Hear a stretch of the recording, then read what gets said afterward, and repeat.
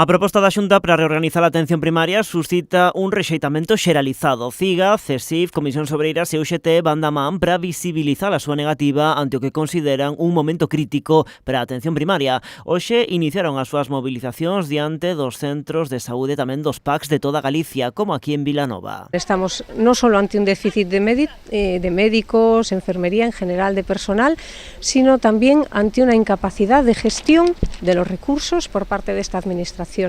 Y además estamos viendo en la mesa negociadora que tienen muy poca capacidad de negociación, se están mostrando totalmente rígidos e inamovibles. E ante a falta de avances organizaron estas movilizacións que repetirán tamén este mércores e xoves na previa a folga que convocaron para o día 26. Lamentan que nas negociacións as promesas non pasen de aí. Promesas sin plazos e sin datas, todo é faremos, pero nunca din nada, e un montón de cousas din sí, que non poden ser todo pois presupostos de 2027. Estamos en 2025, 2027 creo que nos queda bastante lonxe a todos, e aparte, cando non se dan datas sobre cando se van a facer as cousas, nos así non pensamos levantar a folga. Unha folga que sustentan en ata 13 reivindicacións para todo o persoal, non só facultativo. Para todo o persoal, para todas as categorías.